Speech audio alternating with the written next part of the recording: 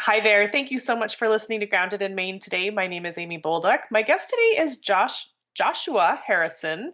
And Joshua has two companies, sort of. One I can say, and the other I'm going to have him say because I am scared to mess it up.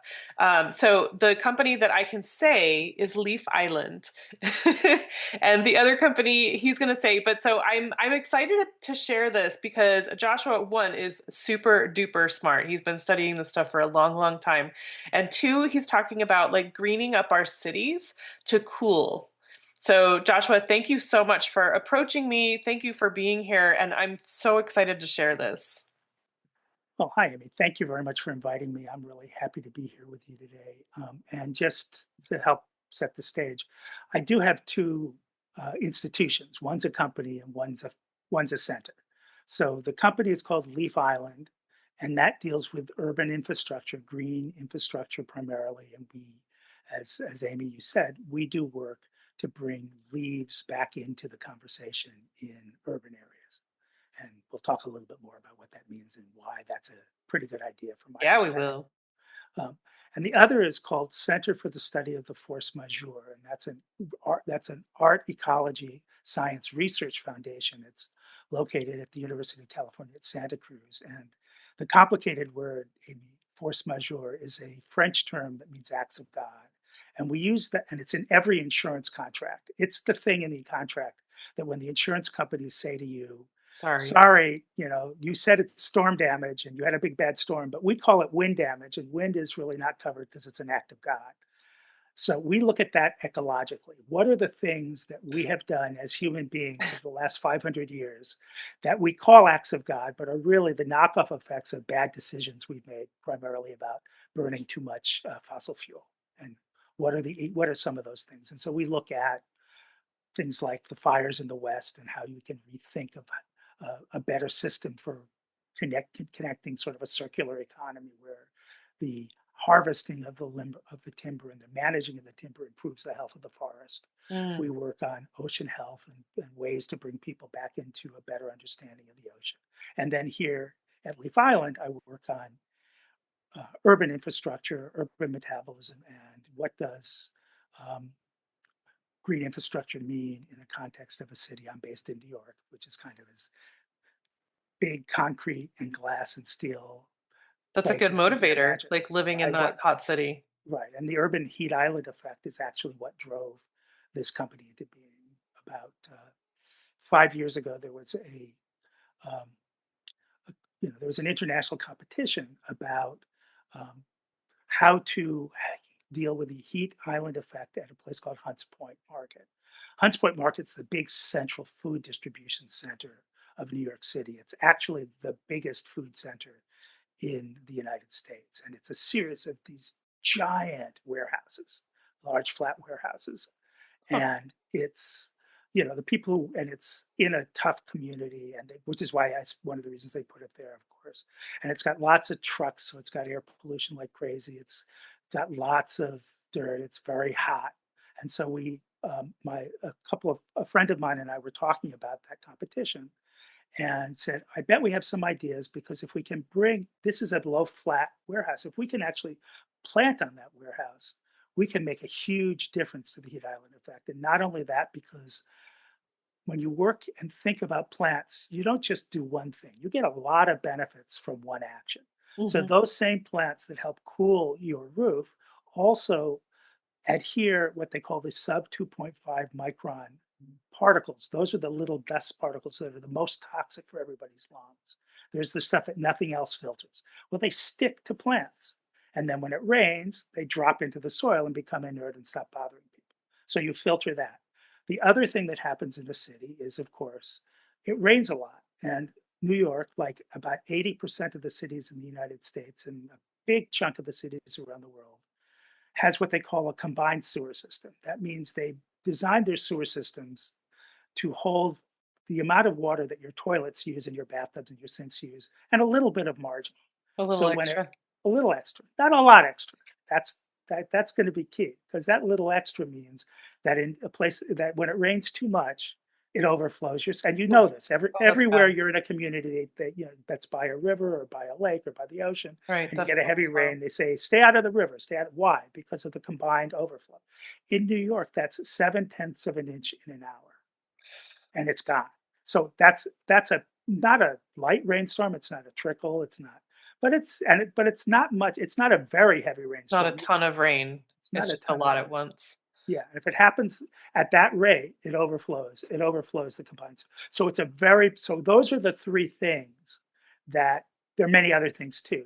Hmm. Heat, air pollution, and rainwater, stormwater are the three things that, if you deal with roofs well. So we submitted a proposal. It was great. We got first prize. We were going to go forward. COVID came and destroyed Everything's everything. toast. Right. Everything was toast. And so, but we kept the company together. We said, okay, but this is a good idea for a company. We didn't build it as a company. We built it as a project design team. But we said, this is, we're a good team of people. We'll continue to do this. Um, and so, in a place like New York, well, actually, let me just give you and your audience one kind of useful marker about why we're talking about what we're talking about, why Mm. it's so important. Imagine you're on the equator and you're in Brazil, and it's a tropical rainforest. It's the middle of, it's middle of July. You're in the middle, on the equator in the Amazon, hot sunny day in July. How hot do you think it is? We had this conversation last week and I don't remember how Okay, that goes. that's right. It's like the first time for me. Okay, that I imagine it's super hot. Just that's like, it. It's about 85 degrees, more or less, constant temperature within, and it's heavy humidity, so it's sticky, but it's only 85. But it's 85 degrees. It's not. Now you're walking on the equator. You cross the Atlantic Ocean. You're now in Africa. You're in the middle of the Sahel Desert. There's no trees around. A little bit of scrub here and there. Same June day. Same solar temperature coming down. Same amount of sunlight coming down somewhere, oh, and you're in okay. the desert. It's 120 to 140 degrees. Right. That's the Okay. power of trees. I That's remember what that they do. now. That's the difference. That's what the cooling effect is. So even on the equator, Yeah. in the jungle, it never gets above 85 to 90 degrees in under tree cover. So we want to bring that to cities Hmm. all over the place. Right. And so in a place like New York, and this is the reason we sort of coined our name, the Leaf Island. I've coined something called the Leaf Island effect. And what that is if you take a city like New York, which is a lot of very tall buildings, but a lot of glass, steel, brick, and concrete, and you cover it with sufficient complexity of plant cover. You cover the roofs, the side, and again, because New York's a vertical city, you have the option of a lot of walls, which quadruples your space, Hmm. and the flat surfaces on the streets and parks and parking lots, with the same amount and quality of leafy green cover that was there in 1660 when Henry Hudson sailed up the Hudson River to the isle, which was then called Manhattan. You can have the same ambient temperature as it was at that point, or without removing any of the buildings, and that takes about 35 to 40% leaf coverage. You don't have to cover every building. So basically, you can do it without replacing your existing building stock. That's the power of green infrastructure. Right. Just It, use that space. use the space, use it wisely, use it well. And not every green roof is the same, and not everything works. And there are lots of other side elements that come into it. Hmm. But that's the power. And if you do that, you can immediately drop your urban heat 8, 10, 12 degrees on the street, and you'll drop it much more at the roof level. Now, from a building owner's point of view, what does that give you? That gives you a roof that's much cooler. So Yeah. your air conditioning load is significantly reduced, 25 to 30% in the buildings that we measure. Right. Your In the wintertime, when you don't have the plant cover, you do get the insulation of a green roof, particularly one that's made, as I mentioned, of the kind of insulating capacity that styrofoam has. Um, that ability then gives you insulation. Now that tells you that, for a building owner, that does a bunch of things. That also means that and the cover gives you, so you have to use material to cover your roof. You're protecting your roof.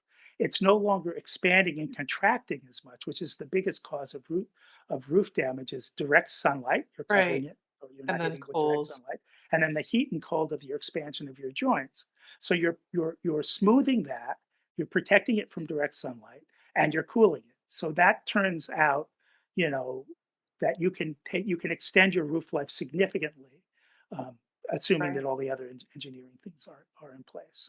So from a building owner's benefit, you get those kinds of structural benefits. You have save energy, cooling and heating costs, Hmm. which of course depend on the kind of building we're following. Your building shape could make a big difference about how much of that's distributed, but you will certainly save for the area that's your top floor or your area, in a big building. And if you're a warehouse building, which is or a low flat building, Hmm. those costs are much more visible across the life cycle of the building. For the community, you get a bunch of other effects. For the community, you get the cooling effect. Hmm. That cooling effect means if you have enough green roofs in an area, you have a collected neighborhood cooling effect, and suddenly your your entire block is cooler. Oh, So your entire region. You get the air pollution cleaning effects that we mentioned a little earlier. yes. And you also get, and this is shared jointly between the building owner and the community at large, you get an ability because we call our roofs floating because the actual plant layer is embedded in a soil structure, which I think I'm not sure if I've mentioned it yet, but as I mentioned on your Beforehand. broadcast Yeah. beforehand, it's a we. Let me take one slight break to say we realized we weren't one of the we realized there are two big challenges for green roofs and green infrastructure in general, and that's keeping it from getting a much broader distribution. The first is the upfront costs. Sure. Most green infrastructure is because it's new infrastructure is too expensive, just the natural order of how Right. things are. And the best model for this to think about is solar. When I first got into this universe, which is, I'm sad to say, 1978, when I ran the first alternative energy fair in Southern California as a student at UC San Diego, um, solar electricity was definitely there. Photovoltaics definitely existed, but they were, you know, 50, 60 times what it costs per kilowatt hour of some of the, of the cheapest natural gas and coal.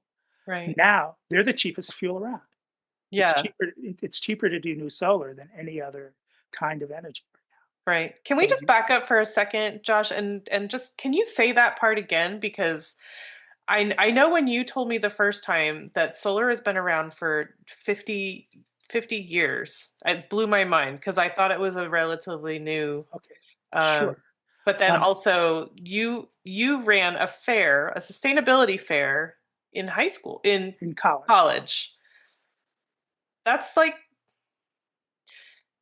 and it was a while ago. So it's sorry to say, I like to say it was in the last oh, millennium. you shouldn't be sorry at all. It's really cool. I just love that because it seems like, it's such it's sort of like a hip thing, a groovy, crunchy person thing to be, thinking about the earth and stuff like that. And so it's more of a sort of a new thing, but it's really not. It's Right. just been, I don't Yeah, know, solar, swept under the solar. rug or something. Yeah, I mean, again, all these things are interconnected. They're all related. Green roofs and solar, they're all using solar energy. Wind uses solar energy. Tidal power uses solar energy. Actually, coal and natural gas and what we call fossil fuels are solar energy too. They're just stored and concentrated over the 200 million years it took to compress the shellfish and other living peat and other things we then burn. And the problem isn't that they're solar energy. The problem is that we're burning them We're burning them. too fast, right? We're not taking it. We're not being smart about how we reabsorb that energy that's been stored. Right. But everything is because everything comes from the sun. The planet came from the sun. We're a chunk of molten chemicals that 4 billion years ago got shot out of what was then the evolving sun and gradually coalesced into the planets that we are and all these other things. It's all from the sun, you know. So It's all solar energy in one way or another. So Everything is just solar energy. right in that sense.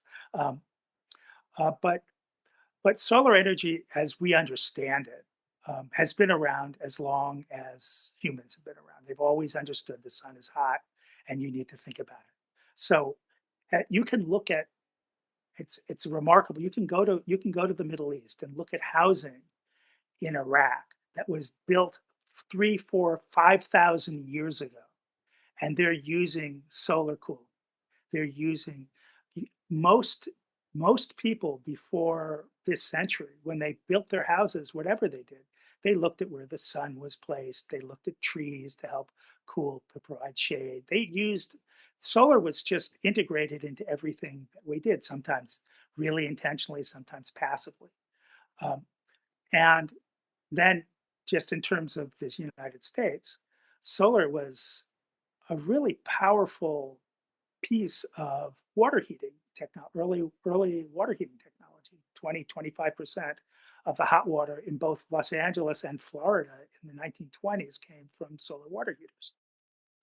Oh, People what? bought, yeah, and a solar water heater is a really simple thing. It's just plumbing. You stick pipes in the sun.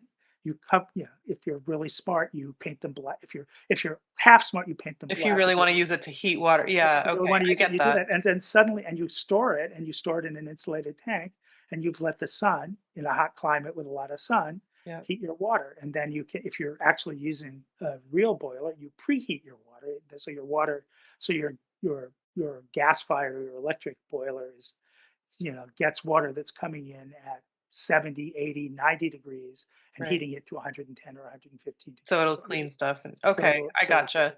so Nothing that makes me tech more mad than people that I mean, my ex-husband would always he would buy like the longest water hose for gardens and stuff like that, and he would leave it laying in the right, yard and it's full of water, and so I have to like run it all right, out so I'm not pouring boiling water on my plants. right, right. That just But drives me crazy. But that, yeah, solar heat. but Duh. appropriately used, that's your shower. Right. Appropriate. It's all Of about course. doing the right thing in the right place, and you know, Yep. so you take advantage of it. Because basically the sun falls everywhere. There's so much solar energy falling on the planet that it could replace, if we could effectively use it, it would replace all energy needs we'd ever need for 2 billion years. Oh my gosh. That's because it's a ginormous nuclear reactor 93 million miles away, so we don't even have to worry about the radiation. Right. It's all taken care of over there. Right. And so I just want to so Josh, you've been studying these things since you said 1978, Yeah, a and couple yeah, minutes. couple. Um I know you told me the story of how you got into this. Can you tell this to the listeners? Sure. Because it was Solar. kind of chance, right? Well, solar happened because I'm a student in San Diego, and it's hot, and we're in the second energy, what was then this, what they called the second energy crisis. President Carter was here, and there was an oil crisis that the Saudi Arabia had decided, and I don't exactly recall. I think it was for various political reasons that they were going to jack up the price of oil, and then Jimmy Carter basically said, okay, we have to reorient the country for less fossil fuel, and he was Hmm. serious about it. And he did things like impose a 55-mile-an-hour speed limit nationwide, and he did a whole bunch of things that were very. He was and before President Biden, he was by far the most serious president in terms of thinking about how we're going to deal with energy crisis. And he was a nuclear engineer. He understood the science. He understood global warming. He more than any other president, he really understood what the issues were. Hmm. And he had a strategy which was similar to what Biden did recently in what was originally the Build Back Better plan, but then became the Inflation Reduction Act. To try everything. It was what they called the all of the above thing. So he wanted to support nuclear power. He wanted to support different kinds of natural gas. He wanted to support, and he really, really wanted to support solar, wind, and other what they then and still call alternative energy sources. Hmm. Um, Isn't so that so that's funny? It's such a funny term, yes, alternative energy exactly. when It's a weird term because actually everything is solar. Everything is The solar. OG. Yeah, it's the OG, absolutely. Nothing, we don't exist without solar energy. It's everything. And everything we think of, every power source we think of is indirectly or directly connected to solar energy. Everything, you know, Right. there isn't, you know, so, so that's the background. And so I'm a student. Actually a visual arts student. I'm studying film and communications. And I say to myself, gee, I'd like to learn about solar energy. There's this whole thing. And I'm at a university that's basically got the highest number of Nobel Prize winners of any university per capita in the country. Wow. Pretty high level, very big in physics, very big in hard sciences. Like, so I say to myself, that can't be hard. Of course you can find it. And to my chagrin, I found there was no way to learn anything about solar energy under the aegis of the university. There were, and I, after a certain amount of back and forth with it, somebody had the suggestion, said, well, why don't you form a club? And so I said, okay. So I formed something called Students for Solar Energy. Um, and I found one guy in the chemistry department who was himself personally interested in solar energy and had written a sort of a DIY cookbook about solar. Basically, at the point, you basically did what you might call analog solar: hot water, solar heating through stoves, very cool stuff that's been in use. Also, you can use different ways to reflect sunlight. Like, take that concept that a lot of people are familiar with of a magnifying glass and using a magnifying glass to set a fire. Use that variations on that theme to heat food, and Hmm. you can do some pretty cool stuff with it. And a few other sort of uses of solar to sort of capture heat. Um, and photovoltaic was just, it was around. It was kind of like in the laboratory as kind of a cool thing. That certain kinds of silicon wafers were able to convert light into electricity. They weren't very efficient at it. There's this thing called a computer chip that kind of uses a similar technology. So solar was able to like ride on the backs of the advances of solar chips and solar building chip technology. And that's a story for another down the road. Um, so I got this. I had a little group. I got a bunch of people, 12 or 15 of us ragtag kids of various ages from various parts of all interested in this thing the university wasn't going to do anything about. And then somewhere I heard that, somebody said on campus, well, look, we really don't know very much about solar energy. So I said, okay, so how do you change that? And they said, um, I was talking to, you know, very into my research. I said, the government has this program where they want to help inform people, and I bet you could talk to them. And I reached out. It was a group called the Energy Resource and Development Association, ERDA, at the time, and they said, well, we have this program because we've never done any big scale programs in Southern California yet, and we'd love to do one. Do you want to help organize it? And I said, sure, of course. College student. Yeah, why not? I love it. And so so I wrote up drafted a simple proposal, and they gave us like $400,000 to plan an event. At which point, of course, the university got very interested in, having us sponsor something, and we got Heck permission yeah. to take over one of the big central squares, and we got and we basically brought in a variety of what was then state of the art energy technologies and people who were vendors and presenters. And we did basically this giant show.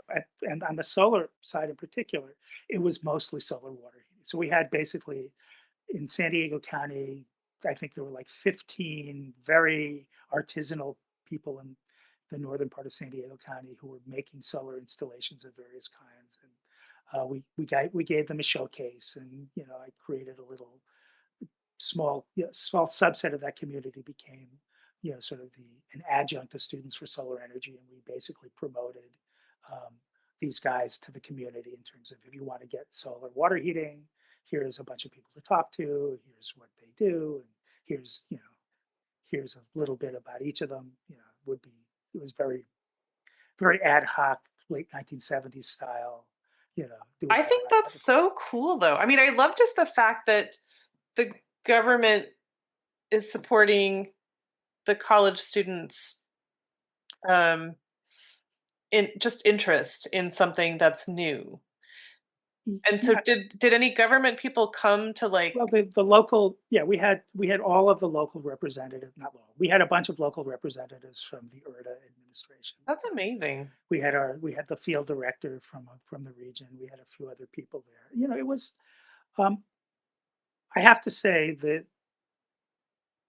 the 70s were um, much more open than we are now about new ideas and new things.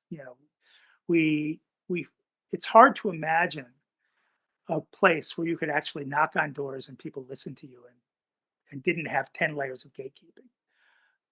But there was a whole lot less gatekeeping going on everywhere in the Hmm. 60s and 70s. So the idea wasn't that so much actually that I was a college student, they thought was great because they were looking at how to get into universities. They liked that idea Right. because I was, but the mixture there was they hadn't done anything there. They hadn't gotten around. They've been working. I They're think just holding mostly, on to that.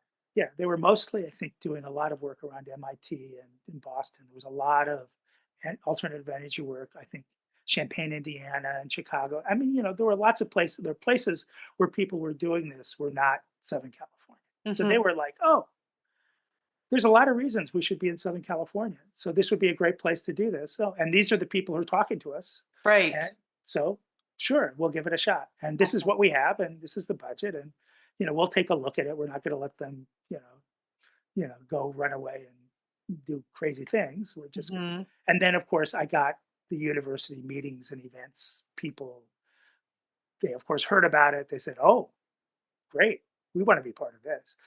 But the really great thing that happened was not all of that. The really great thing what happened was we got the administration to change its attitude towards solar. So they were building the university was building a series of what what they call colleges, so different groups. And the next one being just built was then called Third College. I guess it was the third Sure.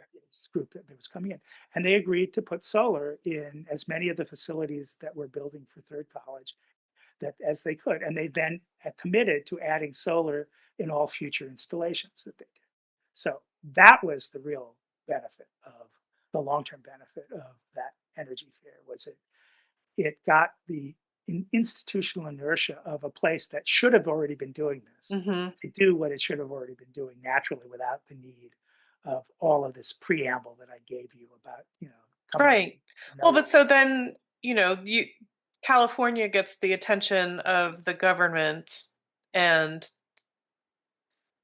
and then it's San Diego University, is that what you said? University of California at San Sorry, Diego. University of California now makes this commitment to have solar in all of their buildings, Right. Well, or they didn't all of quite their live new up to that. buildings. Yeah, they're new buildings. They didn't quite live up to the full package of it, but they definitely put solar Oh, in I was some going to of ask if they're still doing that Oh, today. they're still doing it today. Oh, awesome. It's even better today, obviously, because the technologies are Awesome. better. They're cheaper, and you'd be kind of silly. And now, actually, what they have now, and this is really exciting if you're in the solar biz, is they've for many years been able to take the same basic technology that's in a solar cell and put it into a film so that you can put on a window. So your window can actually act as a not quite as efficiently as a solar cell, but you can actually have a transparent window glaze. They Oh, now actually, and there's technology that's very near to commercial grade, where they've been able to take wood lignin and structure and pull uh, basically the dyes out of it so it's transparent and build a wood-based glass equivalent that will also generate electricity when it's lit by light. So it's transparent, made out of wood, and what? generates electricity. Fabulous. So trees Very cool. into windows, Trees into basically? windows. It's not commercial scale yet, but it's very It's close. getting there. Yeah. Wow, that's wild. I mean, And so it's were one you of saying many. that there's like a film that you can put on your Right. There are windows films now that are commercially available. You can put on any, and that would be part of. that are like a solar panel? that are solar panels. Some of them do shading. Some of them do, like light intensive glasses. They do. They some of them are colored. They come in Incredible. massive varieties of shapes and flavors, and they're not. They don't convert 100% of the light into like, or else you wouldn't see anything. They don't convert very much. They don't convert as much as dedicated solar cells, but they convert some, and you have a lot more space. And you're basically doing the smartest thing that nature does, and the dumbest thing that people do is nature looks at something and says, I'm going to solve a whole lot of problems with one thing. People, our kinds of people, Western people come out of Europe and that tradition, look at a thing and say, oh, there's a particular problem. I'm going to find a particular solution that's going to address that particular problem. And they look at the efficiency of the particular problem. And nature looks at the efficiency of the whole system. And any one piece of it might not. So if you have a window that's serving multiple purposes, um, and you're putting a film on it, you're not getting, it's not 100% It's not conversion in super electric. concentrated, but it's It's, better than but nothing. it's not only better than nothing, you're getting multiple benefits. So Hmm. those benefits aggregate.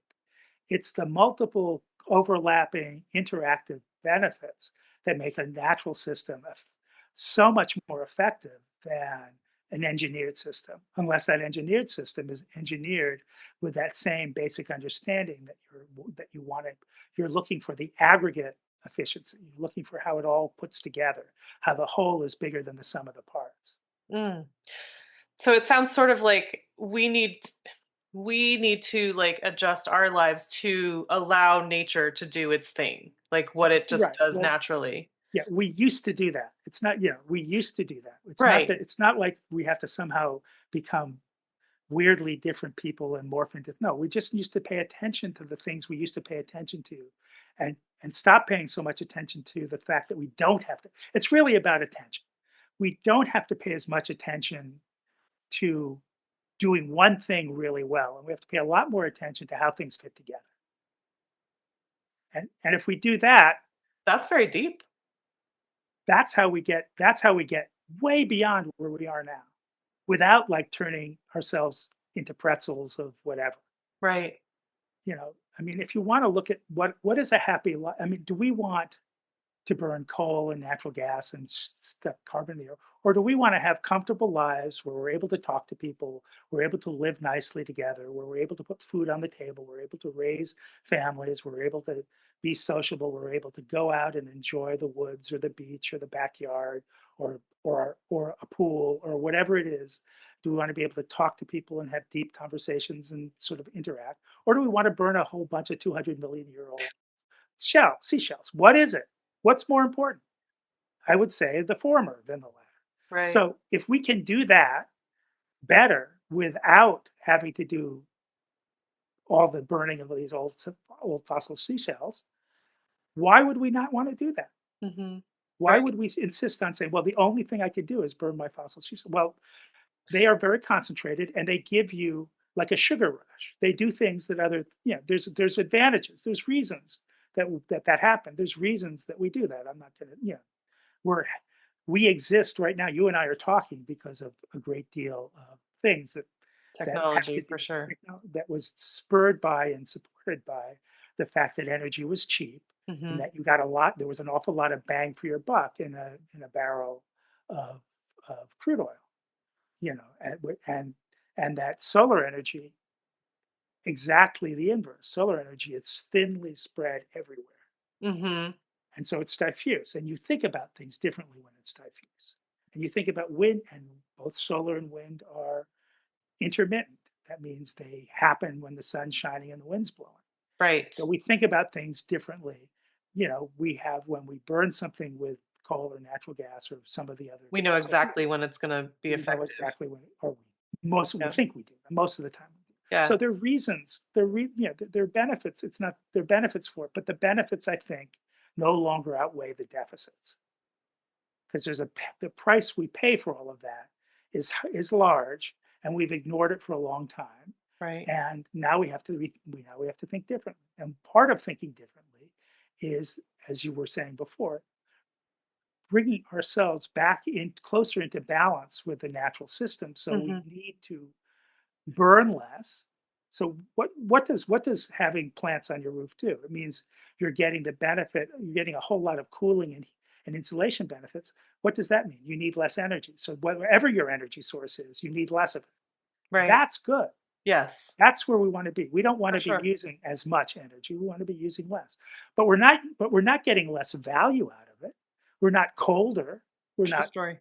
you know, that's the benefit. We Hmm. get the same value as living individuals and humans, and people get the same value of society, but we're not consuming as much one-way material to Hmm. get to that same value. Right. And we're doing that because we're thinking differently. We're acting about the whole and not Yes. about a piece of it. Yes.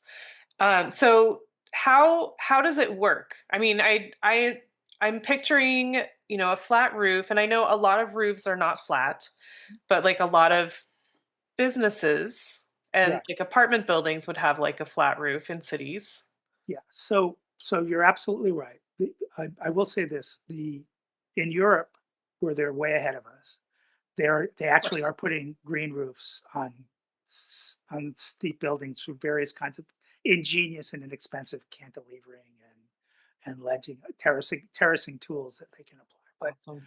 so that's that. But it is a legitimate limitation on what can go, and it's why commercial and industrial and large residential facilities are where this kind of green roof as a green infrastructure is likely to be in its first place.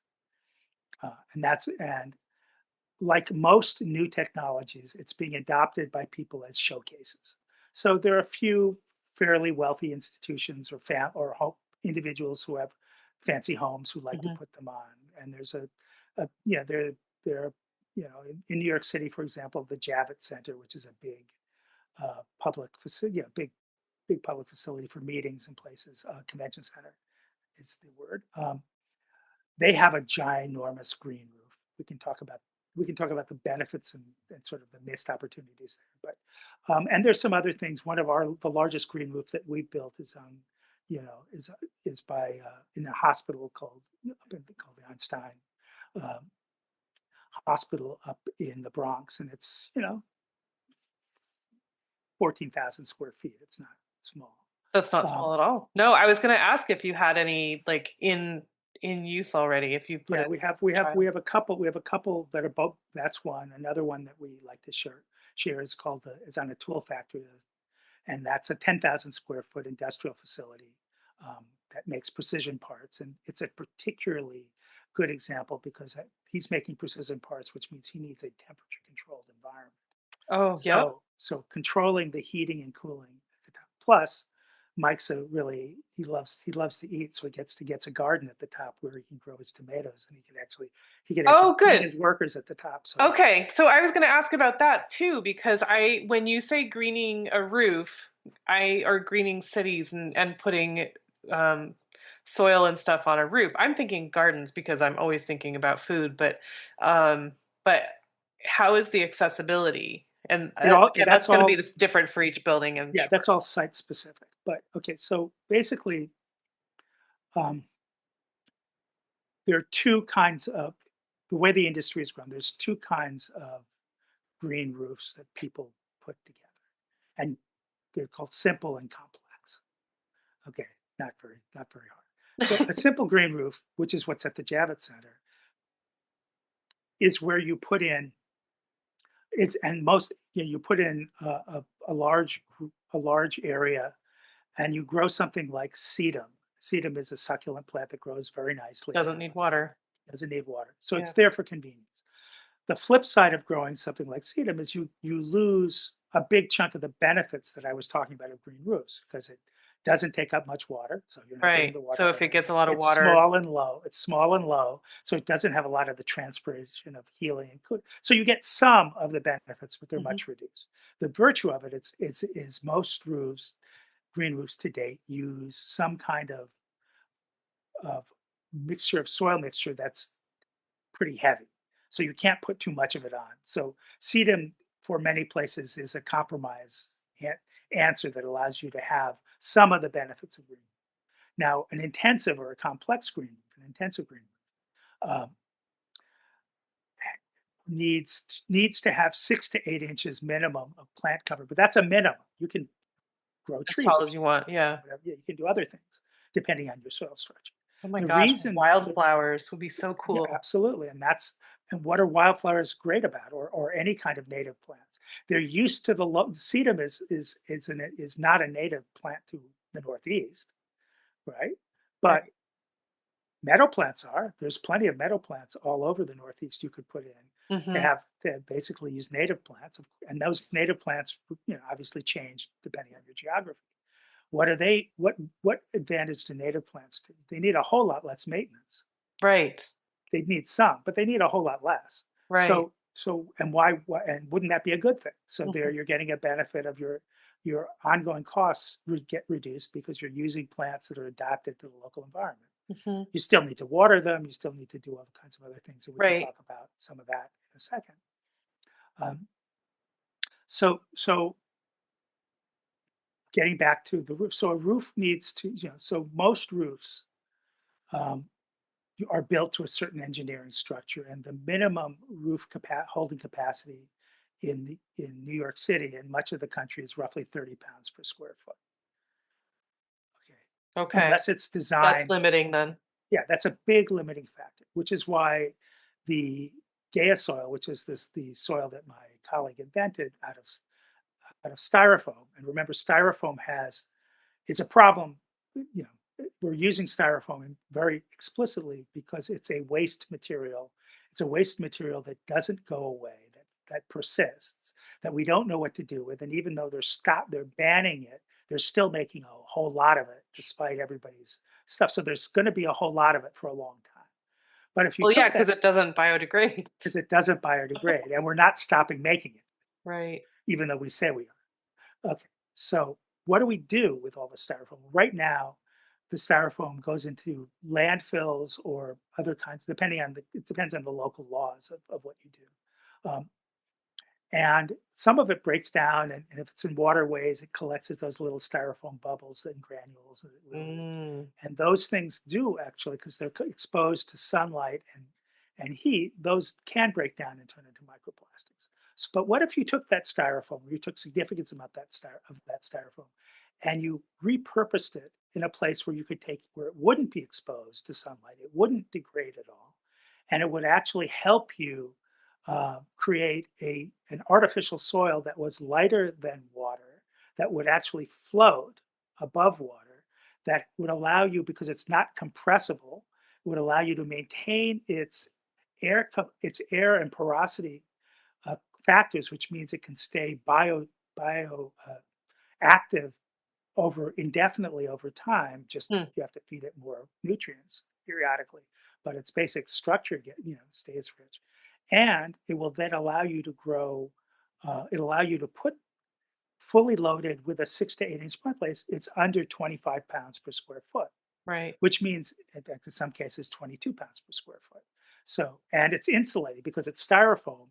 It's a very efficient insulator. So you get not only your heating effects, you get really strong insulating effects in the wind. So if you take that, that allows you to put that green roof on many more kinds of roof structures with a lot less engineering. You're always going to have to do an engineering report to make sure you can do something like this at the moment. Right. But so that allows you to put what we call these intensive green roofs, these complex green roofs, on many different kinds of building shapes. And of course, the most effective one logically is large rectangular buildings, because you get most, and in the United States, we have a lot of large rectangular buildings. Sure. And so you know, that's the first place you want to look at it Right. for its functional use. And then when we started, we were talking about why is green infrastructure slow on the uptake? Why isn't it scaling? And a couple of the big reasons it's not scaling are: one, its initial price point's too high, and that's a product of a lot of normal business cycles. Sure. And the other thing is it isn't modular. It isn't easy to do. When the kind of roofs we're talking about, you lay out a whole lot of a roof flooring, then you lay out a whole lot of roofing material, and then you're basically creating a yard Mhm. somewhere. From nothing. from Yeah. nothing. Okay. So, and that's good and that's fine. And and in terms of volume, it's pretty cheap. But what if you could make sort of basic discs, and each disc was itself a hexagonal 3 foot in diameter, hexagonal tray that was filled with your green roof soil and pre-planted with seeds and with a, biofabric, maybe a burlap cover that would biodegrade that you just needed. And it was connected in a way that you basically were hydrologically it functioned like a yard. And each one cost 15 to $20. And so you could basically take, um, if you have a little porch or I'm sorry, little rooftop, you know, Yeah. balcony, you could take three of them and put them out there. If you have a roof that's kind of an odd shape, you can fit your odd shapes to that. Eventually, when you get into slants and cantilevered roofs and pitched roofs, you'll have some various mechanisms, and suddenly you're going to your local hardware store, and instead of needing some really skilled technicians, you need the equivalent of your local plumber, or if you're a good DIY person, you could do it yourself. Right. And then suddenly your cost of a roof goes down from hundreds of dollars a square foot to tens of dollars a square foot. And then you get all these other benefits. So that's the goal. That's getting and that those are the two things that are one is the technology gets better and it gets cheaper. And two, the availability starts being and the flexibility starts being available. Hmm. So it becomes a commodified product, not a specialty product that needs to be, for individual use cases, one of a kind use cases that are unique and meaningful and signature events and signature buildings and signature stories. So, Wow. I mean, that just sounds like it sounds, I mean, for me, it sounds like a no-brainer. Like if you have that type of a roof, mhm, because one, if you are growing plants on a roof, you can add produce like right, vegetables, fruits, stuff right. like that. And so then you're like feeding yourself, feeding people, whatever, whatever, but also like the amount of cooling that you are doing. You're like a hero to Oh, your it's neighborhood. yeah, you're a multiple. Yes, you can take a green once you build an intensive green roof, it's your decision what you grow there. And that's, also you have if you're going to grow trees, obviously you're not going to be able to rely on the Not same big weight ones. structure. Yeah, yeah, you're not going to be able to, that 30 pounds a square foot is not going to hold a tree. But if you're growing vegetables, Right. sure, of Just not course. the big squash because that will, Right. It's not your 200-pound watermelon or your hero, your hero pumpkin or all those kinds right? of things. Yes, totally. I love this idea for so many reasons. And so who are the ideal customers for this? Are you thinking like apartments? Are you thinking warehouses? I'm thinking, And well, then who's going to be the easiest sell, like to okay, get this going? so those are really good business questions. So one of the reasons New York City is kind of an interesting place is flat roofs and rectangular spaces are not unusual. In fact, they're pretty Yeah. Yeah, I mean, I think that that would be a great, if we could get New York going, it would be such a good template for other cities. much. New York City. New York City is. Go ahead. I'm done. Oh, okay. Oh, New York City has a particular uh, interest in this kind of green roof technology to the point where uh, they actually have a huge subsidy program for the right person to come in that will almost pay the full cost of installing the roof. The For real? trade-off is you have to maintain it for 20 years, Right. but but if you're willing to maintain that roof for a minimum of 20 years, they're willing to provide a subsidy equivalent to almost the amount it costs, and maybe sometimes the full amount that it costs, depending That's on the case. incredible. It is. Now it's New York City, so of course the red tape is ferocious and it's kept it from Right. Is that information easy enough to gather?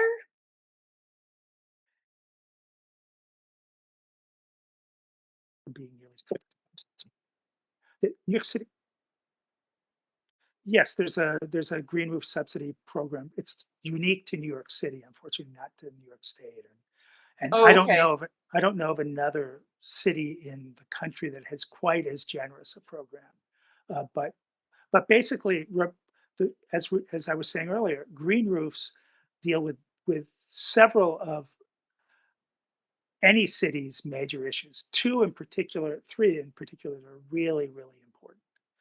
They deal with the heat island effect. They deal with it better than painting a roof white, which is cheaper but not as good. They deal with it better than um, most of the other solutions that people have. But the white paint is, that's the quick and, we're good at quick and dirty solutions that Sure. are not as good as they should That be. you have to do over and over and over again. Right, right. Now, did you have something to do with this, getting this subsidy going? Uh,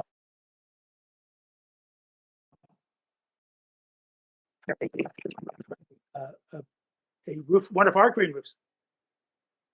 No, no, it came because, you know, actually, I have to say it came under Mayor Bloomberg, so it's been around for a while, Okay. and Bloomberg was many things to many people, but he was a very smart guy in terms of thinking about the environment and the ecology of a place like New York City. So he was very forward thinking and putting together some very he got some very good people and they did some very forward thinking Awesome. plans.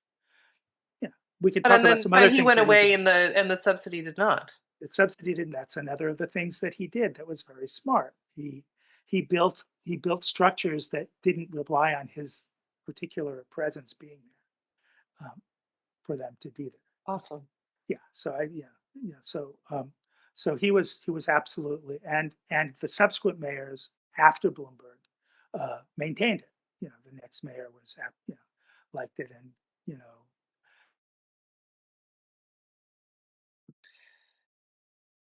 And so far it's still there. Adams. Yeah. Um, so the what was I going to say? So it gets the heat island effect. As I mentioned, plants adhere pollutants. They pollute the sub 2.5 micron particles, which is the most significant air pollution problem in most urban areas today. So they significantly help with that.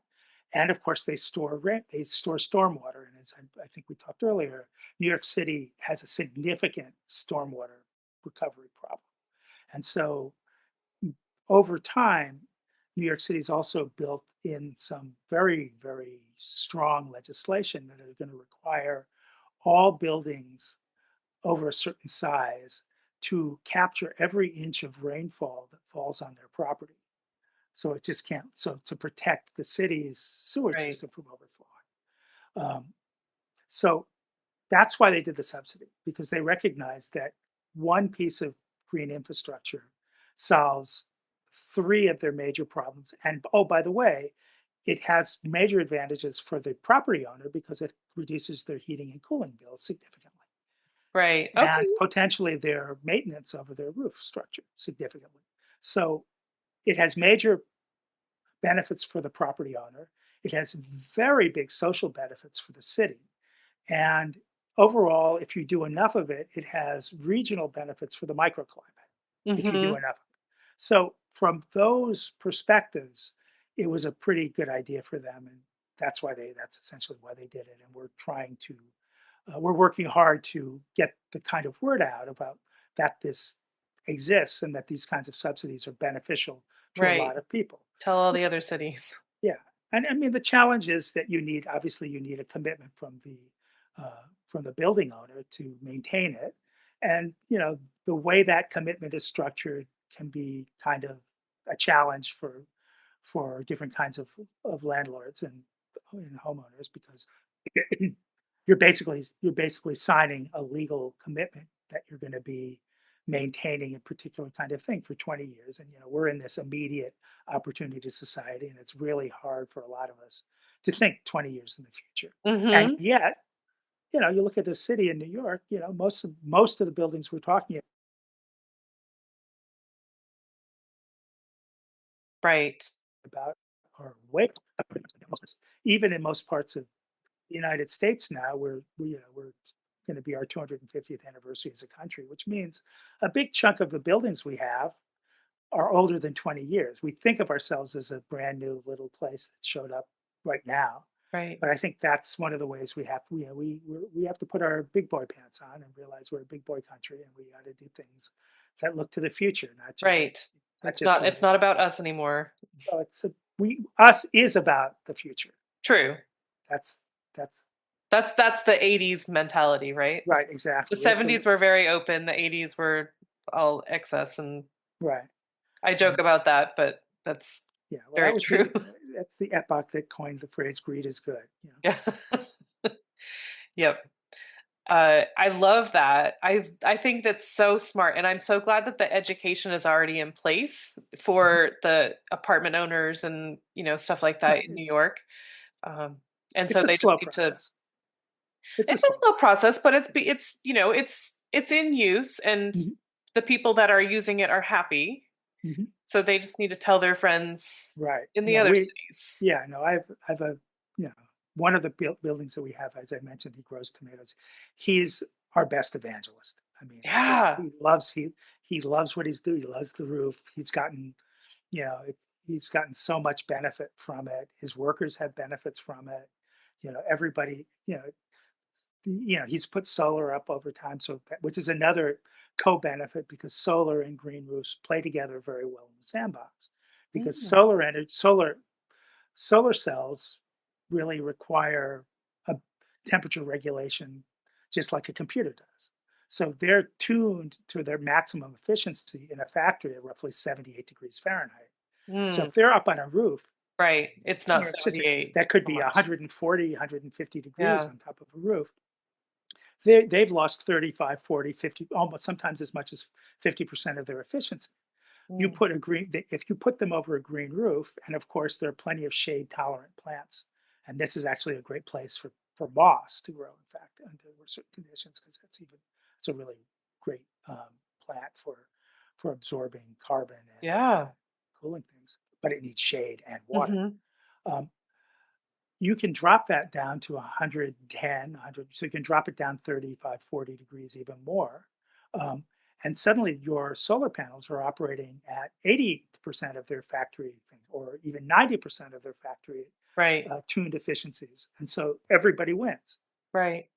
So that's another thing of these things where if you're thinking about complex interconnected systems that have mutual dependencies and you understand them, you get these situations where there are additive benefits. And the other thing I want to just don't want to forget about is a well-designed ecological piece of infrastructure, is something that I like to call ecostructure, gets better over time. Hmm. It grows.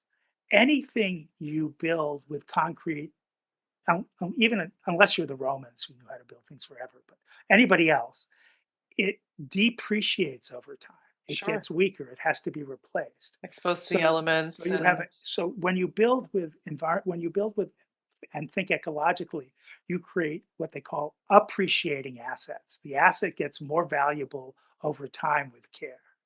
Almost everything else we do in society is a depreciating asset. It gets less valuable with time, even though you still have to provide maintenance. And right. eventually it has to be replaced.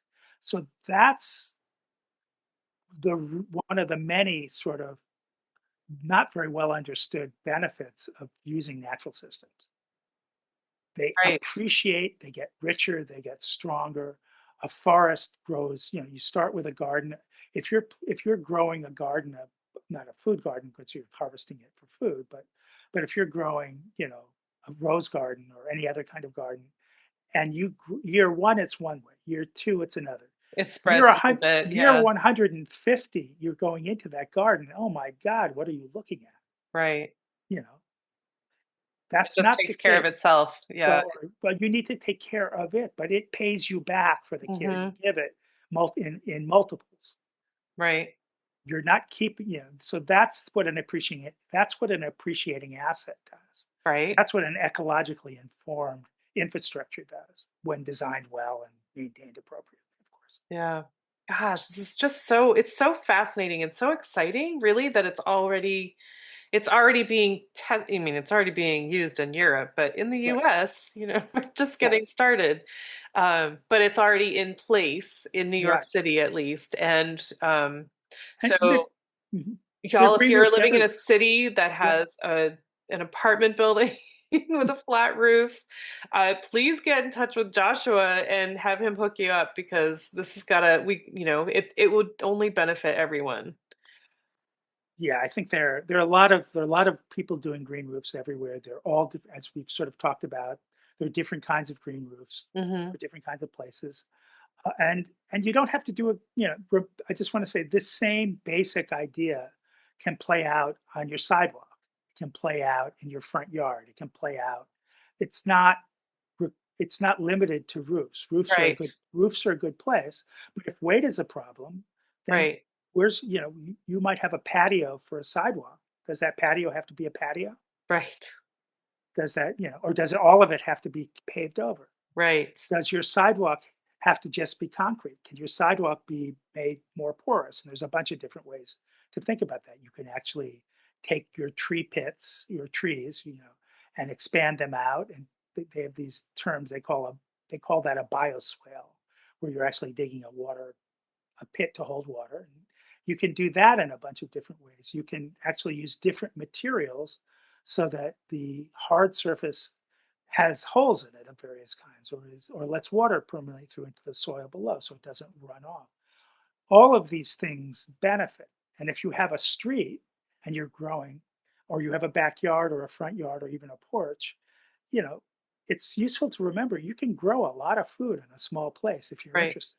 Yes. I mean, I think we talked about this a little earlier in our pre-call, but you know, one of the most amazing things to me about all of this is that when we want to in the United States, we do pretty cool stuff.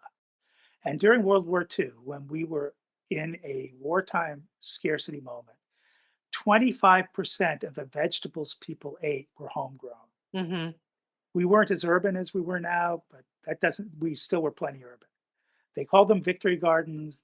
They just justified it as a war effort, all these different things. But we grew 25% of Right. our Just whatever vegetable, space you could find. whatever space you could find. Yep. And we can do that today without any additional costs and anybody. And it's kind of fun. As you know, you're a gardener. Yep. It's fun. It pays you back. Yep. You I mean, know, just last weekend, I was talking to somebody who lives right downtown in my area, and she has her plants in containers on her little balcony. right? And it's like her haven. And She's got little right. lawn chairs and she'll just sit out there and she'll talk to her plants, and they all have names. Well, of course they do. And that's part of again, that's the other thing. Another thing that your friend manifests. Being in a natural environment has real human benefits, Hmm.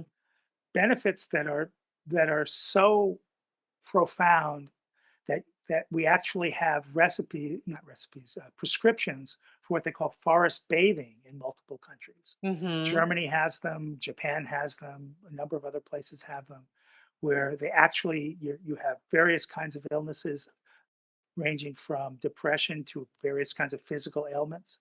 And your prescription is to go spend 2 hours in a park.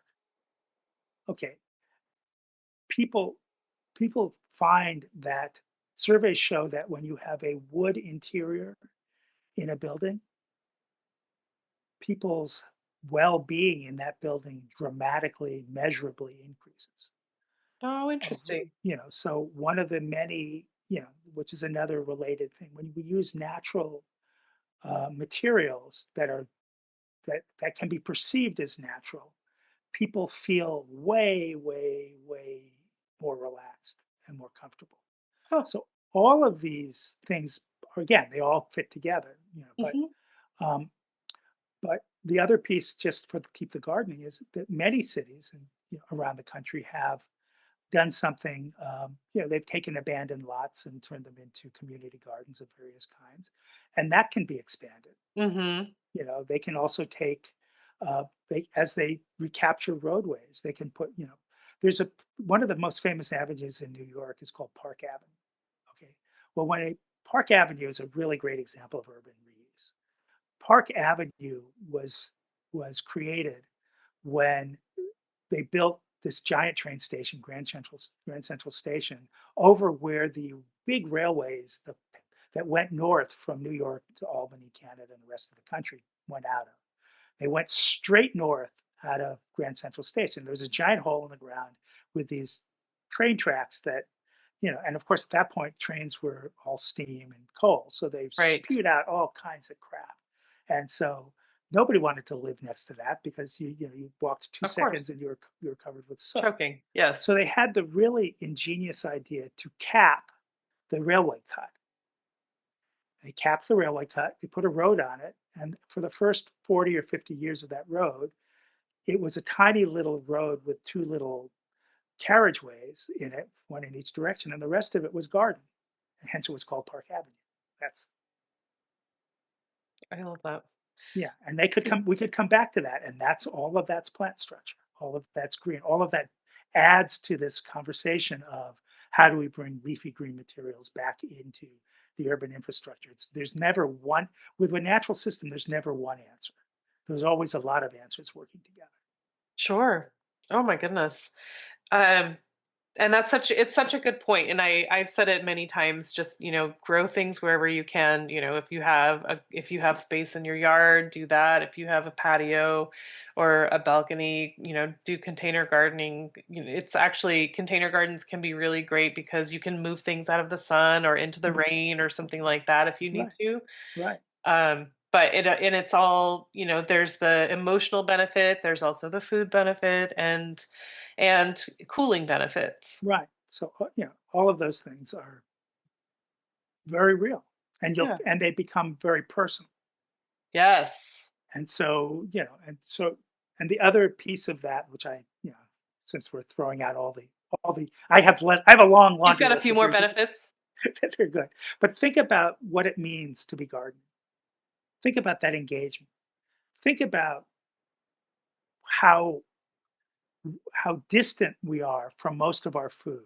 And think about how that changes when you know what a tomato looks like. You know what a ripe tomato is. You know what a vegetable should be. You know what Mhm. it smells like. You know what it smells. I was thinking that, you know what it You know, smells like. You know what it feels like. You know, it's not wrapped in plastic. It's not containerized. It's not shipped from 1,000 miles away or 10,000 miles away. It's not like a raspberry that's grown in Chile and shipped on God knows what and gets over to you and is put in five different kinds of containers and then Hmm. you get it. It's something, so that's one piece. So that piece. But the other piece that it has, and what that is it reminds people that we have agency over our lives and we have connections to our lives and we have ways that we actually have more ownership about what makes us feel good, and be effective than we know. And one of the ways we can capture that is by reconnecting with the work in the real world. And gardening is a really, really powerful way to do that. Yeah. And it gets kids in urban deserts to have a connection with the world that they might not otherwise have a chance. And it's not schools can have gardens, you know, right? Hospitals can have gardens. Oh my gosh. Old Hospitals age could have homes, gardens on their roofs. they could have gardens on their roofs, and they can have indoor gardens too because they Like offer. free food, They could practically. absolutely practically. They could schools could start to provide some significant portion of their meals with homegrown gardens. And there's lots and lots of answers to that.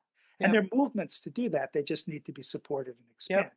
None of Yeah. these things are unknown. They're all movements in various places. They just need to be encouraged, expanded, and grown in whatever flavor the local community wants to make it happen. Oof, that's so, so good. And I am a firm believer in that. The hospitals I don't think of as much. I always think of schools, but that makes so much sense to have, those hospitals are humongous and they have these huge flat roofs. Right. And what about elder care? What about old age homes? I mean, what a wonderful occupational therapy on one end, and Hmm. what a great environmental benefit on another. And of course, last time I was in an old age home with my grandmother, it wasn't like the food was something you went there for. It wasn't like, oh yeah, I'm gonna go here for no. Or hospitals are the same. So there's a lot of these sort of, I talked a little bit earlier, is what we really want is to improve our quality of lives. We want to Hmm. live better and be better people. And cheap energy gives us the illusion that we need convenience. And I think we need meaning. I agree. And so that's where the benefit of reconnecting plays out in all the intangibles. We call these things priceless, and then we let go of it. But really, priceless means we haven't figured out what its real value is. And we tend to ignore things that we don't have a price on. And I think this is a case where we actually have to look for the things we can't price and say, that's the valuable stuff. Hmm. That's the really price. Let's take that word, it's priceless, but let's take it seriously. It is priceless. Right. Like a beautiful view of an ocean vista from the right place, that's priceless. Okay. So let's say what that means. It's not you shouldn't pay attention to it. It means you should preserve it. Right. You should make it accessible so that other people can share it. Yep. That's what priceless, that's the value it brings. And so those are where all of these things, and those are the places and the pieces and the things that we can do to help technically get us closer. Again, they build on each other. We have to, they gain critical mass. And when they gain critical mass, they start being replicated in other places independently. When they start being replicated independently, they have their own improvisational characteristics and they develop differently locally according to self-generating patterns. This is complexity theory, which is what we're fighting against. Hmm. What we have now is something that wants to make everything look the same. We want to make everything be the same. We want to have the same thing everywhere for the same reasons, at the same this and the same that. Our benefit of the lives we want to live in the places are when every place is particular to its own lived experience. And bringing ecological infrastructure, thinking about green roofs as one of a constellation of things, thinking about solar energy not as a factory farm of energy, not as a 500,000 acre factory farm. So now you've just replaced one monoculture with another, but Right. as something that falls everywhere and then gets distributed everywhere, and something Hmm. that, so instead of covering, you know, farmland with solar panels, why not cover the stuff that's already in concrete? Why not Right. cover highways? Why not cover parking lots? That's what they're doing in France. That's what they're doing in Japan. That's what they're doing in other countries where they're thinking where there's more forward thinking.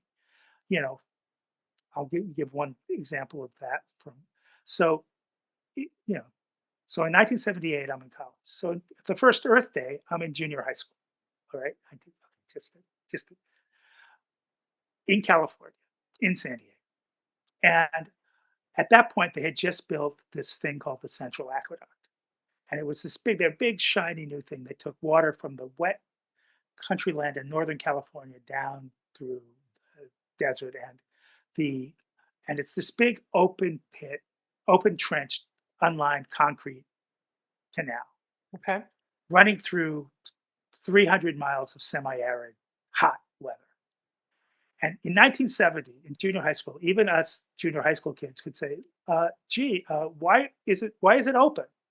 Aren't you losing a lot of like water to, yeah?" And it doesn't make any sense.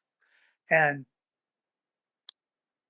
cut to now, it's still a largely unlined open trench. God. But finally, after now almost 50 years or more after us dumb junior high school kids were sort of saying to the various people who were showing us these things, shouldn't we put a cap on that? Shouldn't we keep the water in the if the We water's hold supposed to on to go, that water. yeah, is the water supposed to go down to, and if Los Angeles is so-called running out of water, and you can save 30% of the water that doesn't get evaporated by capping it, wouldn't that be a smart thing? And now let's add the energy piece. Now, wouldn't that be a really smart thing to cap and put a bunch of solar panels on because they could be cooled by the water? They could be, Right. and just to throw a little bit more on the thing, the largest single point source of electricity consumption in California, in the entire state, the fourth largest economy in the world, the most populous state in the union, is the power pumps that pump the water in that canal over the what they call the Tehachapi Grade. That's the mountains that on the other side of Los Angeles that it has to go from. It goes from the Central Valley over the mountains down into Los Angeles. Now, if they covered the entire canal with solar panels, they would have generate enough power to almost zero out that power consumption. Oof. And if they had done that when the ideas first showed up, or at least when solar energy became reasonably affordable, If you were that old enough to make your own money and make that happen, because you were just right, in college, you're just a kid. What do right, you right. know? But it was so. But those are a lot of what we're talking about is you need the kids to tell you because they're the ones that tell you the emperor has no clothes. Right, You know right. that fable is really important because it's the kids who aren't brainwashed, the Hmm. kids who haven't been trained out of thinking. It's the kids who still have the wisdom to be curious Yep, and to ask the really important why questions that we get trained out of us as we get older, with the because. yep. Well, because we've always done it that way. Well, that's Right, not true with right. solar energy. Yeah, We use exactly. solar energy a lot. Yep, So it's not that we've never used solar energy. So that because is kind of silly.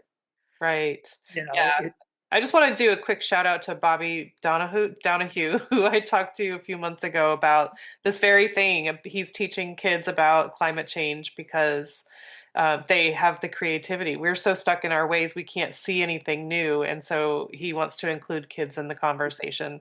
he's so So right. this just reminds me of that so much. He's so right. Kids are so smart, and we want to capture that. And we have done so much harm to the kids today. You know, we have given them such a sorry, sorry, sorry planet to inherit, um, that we really owe them the accountability of letting them be part of the decision making of the future. So I think that's great. I Right. encourage that. Um, Yeah. Well, but so it's so much to think about, Joshua, and I think that it's such a beautiful and a meaningful topic. Like, everything's as we're talking the end of July. It's the end of July. I know, And it's amazing, like we're in this crazy heat wave nationwide pretty much. So greening just makes so much sense. And also, you know, greening the buildings, greening the city, and also, using that soil, that space to grow food where we're about to right? have food shortages, and Sure. food is such a scarce thing these days in some areas. Um, Mhm. there's less area to grow, so let's use the space that we have. It all just makes so much sense, and so I'm so grateful that you brought this topic to us. But so, Joshua, when I say the word sustainability, I know you have thoughts on sustainability, but what does that mean to you personally? Well, for me, sustainability is kind of an interesting word because what I want it to mean and what I think it means aren't essentially the same thing. Exactly, yes. Okay. Uh, what I want it to mean is living a life that where we can thrive over time and where things get where the act of living encourages the act of more living, not just for us as human beings, but for the entire planet. But when I understand sustainability and what it actually means, it means to maintain the status quo. Right. And maintaining the status quo is exactly what we don't. Absolutely. So, so the spirit behind sustainability is something I absolutely respect. But as a word, I try not to use it very much. I had a feeling that was coming. And it's not the first time it's happened. I actually really enjoy it because it's this podcast is a lot about curiosity, and that just like it really makes you think, like, what Mhm. does the word mean to you? And so many people are like, I've been thinking about that and I just don't know what to say. And so it means something different to everyone, but really, um the end game is we don't want things to stay the way they are. That's why we're having these conversations. Exactly, So it's exactly. an interesting thing to bring up. Right. That's why more and more in the community, you're hearing regenerative things, Hmm. uh, resiliency and regeneration have taken over, Eco-friendly. So yeah. have taken over from sustainability Yep. in a lot of places, and they're getting overused. The problem that we have is words have meanings that sometimes they wear out, Hmm. and they stop being important, meaningful, and resonant, and start being trite and shorthand and Buzzwords. buzzwords, and Yep. and less valuable because of that. Right. So language matters. Language is Hmm. important, Right. and so it's a critical piece of how we understand the world we're in.